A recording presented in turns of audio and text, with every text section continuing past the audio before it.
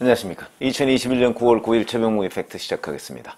자, 윤석열 전 총장의 고발 사주 의혹을 제기했던 그 매체가 뉴스버스였죠. 자, 그러면 뉴스버스에서 과연 누가 제보를 했느냐? 뭐 이런 것들이 이제 논란이 계속되고 있고 혼선이 거듭되고 있는데 여기에 혼선을 부채질한 사람이 바로 그 제보자로 지목된 제가 CC라고 했죠.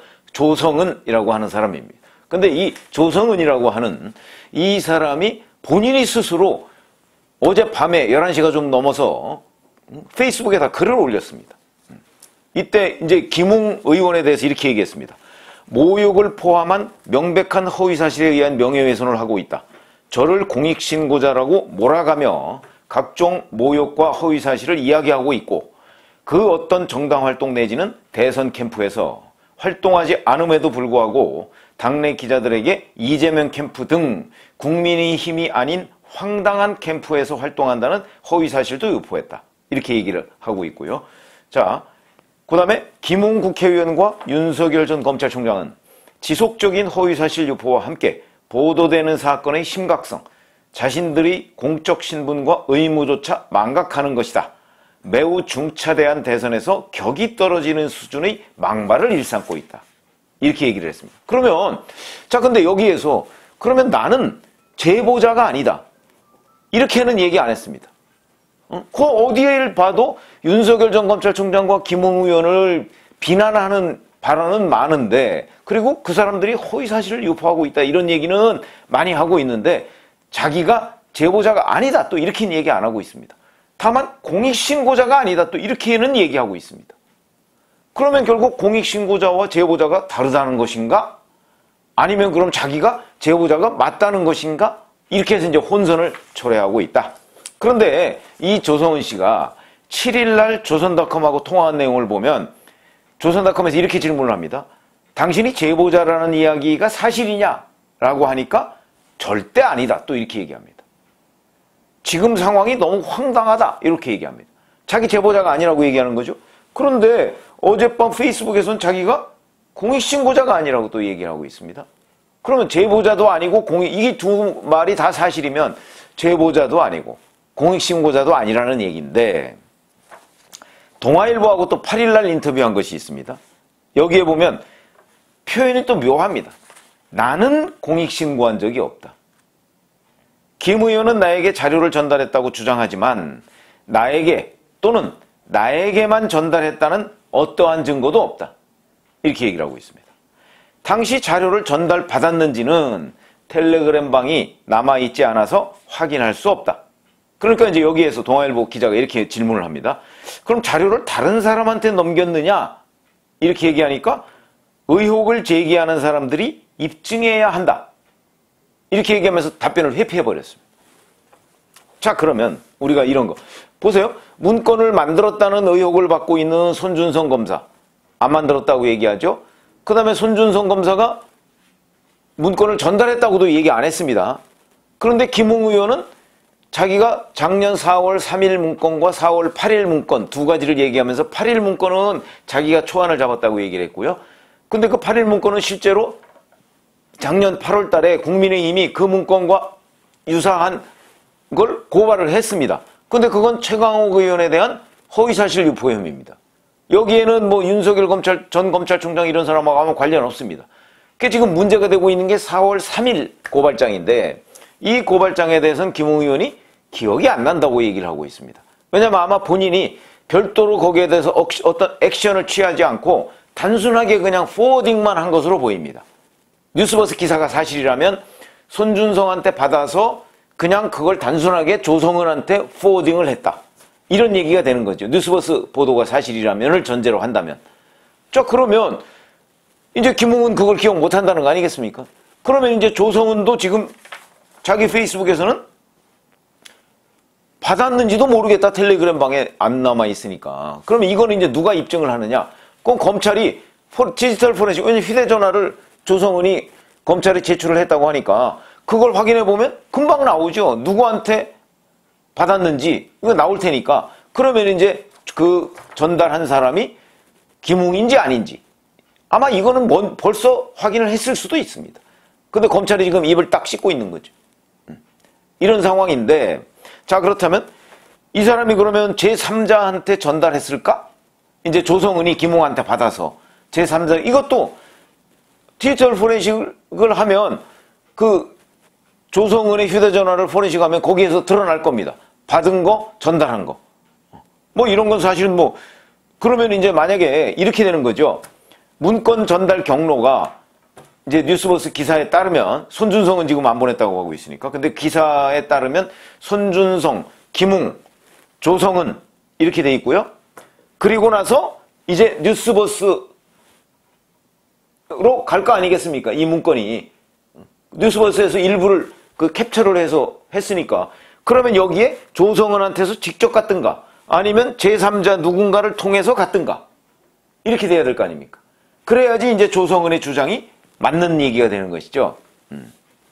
그러면 우리가 이런 걸 생각해 보시죠. 제가 지금 다루는 주제가 자, 과연 제보자가 조성은이냐 이걸 지금 제가 말씀드리고 있는 중인데 이제 조성은의 주장이 맞는다고 치면 자긴 제보자가 절대 아니다 이렇게 얘기를 했기 때문에 그러면 이제 조성은에서 뉴스버스로 바로 가지 않았고 누군가가 중간에 있다 이런 얘기가 되는 거죠. 그러면 과연 이게 중간에 정말 누가 있느냐 없느냐 이거는 이제 조성은이 휴대전화에서 디지털 포렌식을 하면 이제 드러날 거고요. 그러면 제가 지금 말씀드리는 게 그러면 조성은이 제보자가 아니라는 얘기냐 이걸 지금 규명을 하려고 하는 겁니다. 팩트는 어차피 드러나 있는데 분석을 통해서 제보자가 과연 조성은이냐 아니냐. 그런데 제가 말씀드렸죠. 제보자를 아는 사람이 누구일까요? 이진동 발행인도 알고 있는 것으로 보이고요. 그 다음에 이 기사를 쓴 전혁수 기자 당연히 알겠죠. 자기가 최초로 제보를 받았으니까. 그 다음에 조성은은 자기가 제보자가 아니라고 주장을 하니까 제보자를 그러면 조성은이 모를 수도 있습니다. 왜 그러냐? 만약에 제3자가 있으면 그러면 조성은이 모를 수 있겠죠. 제3자 누군가가 제보했으면 자기가 제보 안 했다면 그렇죠? 그러면 이제 진짜 제보한 사람이 있을 것이고 그 사람은 자기가 제보했으니까 알 거 아닙니까? 그러면 과연 조성은은 이 제보자를 알고 있는가 모르고 있는가 요게 이제 핵심 내용이 되는데 이렇게 됩니다. 이진동 발행인이 오늘 MBC 라디오에 나와서 이렇게 얘기했습니다. 조성은은 국민의힘 이 제보자는 국민의힘 사람이다 라고 얘기를 했고요. 현재 캠프에 몸담고 있지 않다 이렇게 얘기를 했어요. 근데 조성은은 또 어느 방송사 인터뷰에서는 자기는 정당 활동이나 이런 걸 또 안 한 지 1년 반 정도가 지났다 이렇게 얘기를 하고 있습니다. 그러면 국민의힘 사람이다라는 거와 정당 활동을 안 한 지 1년 반이 지났다는 것이 둘 다 맞으려면 결국 조성은이 국민의힘 당적을 버리지 않고 있으면서 활동을 안 하고 있다 이렇게 얘기가 돼야 되는 건데 뭐 그럴 가능성도 있습니다. 그럴 가능성도 있는데 글쎄요. 뭐 그거는 제가 뭐 어떻게 입증할 방법이 그건 팩트니까 입증할 방법이 없고요. 다만 이진동 발행인은 오늘 MBC에서 이런 질문을 받습니다. 아니 윤석열 후보가 그 사람이 어떤 일을 했는지 여의도판에서 모르는 사람이 없는데 이런 사람을 공익제보자로 받아줄 수가 있느냐 이렇게 주장을 했는데 어떻게 생각하느냐 이런 질문을 받습니다. 그러니까 이진동 발행인이 여기에 대해서 그분이 공익신고자인 것은 맞다 이렇게 얘기합니다. 그럼 여기에서 이진동 발행인이 얘기한 그분은 누구일까요? 그분 제보자죠. 제보자. 그러니까 이진동 발행인이 얘기한 건 제보자와 공익신고자가 일치한다는 얘기입니다. 그렇죠? 일치한다.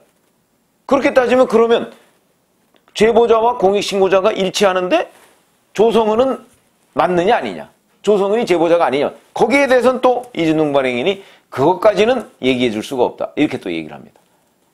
더 헷갈리죠. 그래서 이제 과연 그러면 조성은이 공익제보자라는 건 이진동 발행인이 인정했는데 그 말은 또 믿을 수 있느냐 여기까지 나오면 이제 뭐 막 복잡해집니다. 그런데 제가 보기에 조성은이 이제 조선닷컴 통화, 동아일보 통화, 그 다음에 본인의 페이스북, 그 다음에 오늘 아침 이진동 발행인 주장 이런 것들을 다 종합해 보면 저는 조성은의 주장이 조성은의 주장이 아니고 조성은이 제보자이고 공익신고자인 게 맞다고 판단을 합니다. 그럼 판단의 근거가 뭐냐?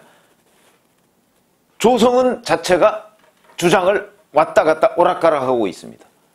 자기가 절대 제보자가 아니라고 했다가 또 얘기하는 페이스북 얘기하는 톤을 보면 제보자인 것처럼 얘기를 하기도 하고 동아일보 기자와 통화서와 조선닷컴 기자의 통화가 또 다르고 이런 걸 보면 조성은이 자기가 제보를 해놓고 그리고 그 제보를 통해서 공익신고자임을 인정받아 놓고 이게 공개가 됐을 때 감당이 안 된다고 판단을 한 것 아닌가. 왜냐하면 조성은이 이 전혁수 기자, 이 기사를 쓴 전혁수 기자와 또 몇 번 만났다는 사실은 또 인정을 했습니다. 그러면서 자기가 지금 제보자가 아니라고 지금 주장을 하고 있는 겁니다. 그러면 전혁수 기자는 조성은과 여러 차례 만나서 밥도 먹고 얘기도 하고 뭐 그랬으면서 막상 제보는 다른 사람한테 받았을까? 글쎄요. 그 뉴스버스의 뭐 이제 기자 아닙니까? 전혁수 기자라는 사람이. 그런데 조성은하고 밥을 먹고 이러면서 제보는 막상 다른 사람한테 받았다? 이게 잘 믿어지지 않는다는 거죠. 저희도 기자 생활을 많이 해봤지 않습니까? 그랬을 때 자기가 조성은이 받은 거는 틀림없는 것으로 보이는데 뉴스버스 그 기사에 따르면 그런데 막상 제보는 다른 사람한테 받았다? 보통 이 기사의 유통 구조가 그렇게 되지 않습니다. 밥을 먹는 자리에서 제보를 받았을 가능성이 매우 높다. 이렇게 본다면 저는 전혁수 기자가 얘기하는 거와 이진동 발행이 얘기하는 거에 또 물론 일부 뭐 사실과 다른 부분이 있겠죠. 그러나 그거보다는 이 조성은 씨라고 하는 사람이 얘기하는 데에 오히려 더 거짓이 많다. 이렇게 보죠. 그렇다면 결국 이 세 사람 내지는 뭐 제3자가 있을 가능성? 저는 제3자가 있을 가능성도 없다고 봅니다. 왜냐하면 조성은 씨가 인정을 하지 않습니까? 전혁수 기자와 몇 차례 밥 먹고 한 걸 인정을 하고 그 다음에 뉴스버스가 이 제보를 바탕으로 기사를 썼다고 인정을 하고 있고 그 다음에 이진동 발행인이 설명을 공익신고자와 제보자가 맞다. 같은 동일인이다. 이렇게 얘기를 하고 있는 것을 보면 저는 조성은 씨가 제보도 했고 공익신고도 했을 가능성이 매우 높다. 이렇게 판단을 하는데 근데 조성은 씨는 그럼 왜 이러느냐? 그건 아마 지금 현재 그 본인이 드러난 이후에 제보자로 드러난 이후에 아직 젊은 사람이다 보니까 수많은 사람들의 어떤 주목 시선 뭐 이런 것들이 너무 감당하기가 어렵다 이렇게 판단하고 있기 때문에 약간은 좀 오락가락하는 측면으로 보이는 발언을 하고 있는 것이 아닌가. 그래서 일부러 좀 혼선을 주려고 하는 것 아닌가 이런 생각이 들고 그래서 저의 현재까지 이 시점까지의 최종적인 판단은 이 조성은이 제보자가 맞다. 저는 이렇게 생각하고요. 그리고 제3자 없다. 이렇게 생각을 합니다. 그러니까 그런 사실이 아마 대검에서 이 조성은 씨의 휴대전화를 디지털 포렌식을 하고 있을 테니까 그렇게 할 경우에 최종적으로 나오지 않을까. 그래서 저는 저의 분석이 맞을 것이다. 지금 이렇게 판단을 하고 있습니다. 그건 뭐 저의 판단이니까. 자, 얼마나 그게 맞을 것인가 하는 부분은 조금 시간을 지켜보시죠. 그런데 제가 보건대는 하여튼 조성은이 제보자인 것도 맞고 공익제보자인 것도 맞는데 근데 대검에서 인정한 근데 대검은 공익제보자라는 걸 인정할 권한이 없습니다. 공익제보자는 국민권익위원회에서 최종 지정을 해야 됩니다. 그러니까 대검이 한동수 대검이 월권을 한 것입니다. 이거는 또 별개의 트랙으로 지금 굴러가고 있으니까 그건 그거대로. 그러나 제가 지금 여기서 제보자가 과연 조성은이냐 이걸 분석을 해드렸습니다. 감사합니다.